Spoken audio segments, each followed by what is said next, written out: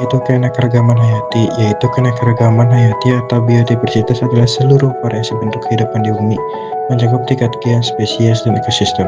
Dalam presentasi ini, kita akan secara spesifik membahas variasi pada tingkat spesies atau tingkat jenis-jenis variasi yang paling sering kita lihat sehari-hari. 2. Definisi keanekaragaman spesies adalah variasi yang ditemukan pada berbagai jenis organisme, yaitu ada 3. Pertama, tumbuhan, kedua, hewan, ketiga, mikroba di suatu wilayah. Yang setiap spesies memiliki peran ekologi yang berbeda-beda seperti produsen, konsumen, atau penguraian yang bersama-sama menjaga keseimbangan ekosistem. Sebuah kelompok organisme dikatakan sebagai satu spesies apabila pertama, mereka memiliki ciri morfologi dan genetik yang serupa. Kedua, mereka dapat melakukan perkawinan alami atau interbreeding dan menghasilkan keturunan yang subur atau fertile. Ketiga, mereka tidak dapat kawin silang secara alami dengan spesies lain untuk menghasilkan keturunan yang subur.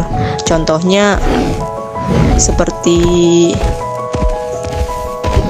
kuda dan keledai dapat dikawinkan tetapi keturunannya bagal atau mandul, sehingga mereka termasuk spesies yang berbeda. Keragaman spesies dalam satu genus ada padi Oryza sativa.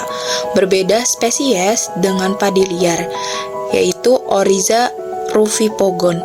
Walaupun mereka dari genus yang sama Oryza, tapi mereka memiliki daya tahan dan manfaat yang berbeda dari setiap jenis satu genus tersebut. Kemudian ada dalam satu famili atau suku, yaitu ada famili Palem, yaitu Araceae, yang mencakup spesies yang sangat beragam. Contohnya seperti kita tahu seperti kelapa, pinang, dan palem raja. Semuanya adalah jenis palem, tetapi mereka juga memiliki jenis spesies yang berbeda, sama seperti satu genus, seperti padi tadi. Kemudian ada famili kacang-kacangan atau seperti kita tahu yaitu Fabaceae. Peran taksonomi dan penamaan ilmiah. Yang pertama, klasifikasi. Untuk mengukur keanekaragaman spesies, kita memerlukan sistem klasifikasi atau yang disebut juga taksonomi. Identitas spesies. Setiap makhluk hidup di dunia memiliki nama ilmiah agar dapat dikenali secara universal oleh para ilmuwan di seluruh dunia. Nama ilmiah ini ditentukan menggunakan sistem tata nama ganda atau binomial nomenklatur yang diperkenalkan oleh Carolus Linnaeus. Sistem ini menggunakan dua kata dalam bahasa Latin, yaitu genus dan spesies. Genus menunjukkan kelompok besar atau marga dari organisme. Spesies menunjukkan jenis atau individu tertentu dalam genus tersebut. Contohnya seperti mangga, Mangifera indica. Mangifera menunjukkan nama genus dan indica merupakan nama spesies. Manfaat keanekaragaman spesies. Pada stabilitas ekosistem, keanekaragaman yang tinggi membuat ekosistem lebih kuat dan tangguh terhadap penyakit, serangan hama, dan atau perubahan iklim.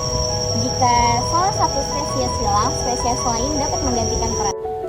Lalu sumber daya utamanya pada pangan, yaitu kita bergantung pada berbagai jenis spesies untuk sumber makanan pokok, seperti gandum, jagung, kentang, dan berbagai jenis ikan lainnya. Selanjutnya ada obat-obatan. Banyak spesies tumbuhan yang belum diteliti berpotensi menjadi sumber obat baru. Dan yang terakhir ada jasa ekologis. Berbagai jenis spesies, misalnya lebah, kelelawar, dan burung, sangat penting dalam proses penyerbukan tanaman. Dan konservasi. Keanekaragaman spesies adalah sumber daya alam yang tak ternilai dan fondasi bagi semua kehidupan di planet ini. Ancaman kegiatan manusia seperti deforestation dan polusi menyebabkan kepunahan spesies pada tingkat yang mengkhawatirkan.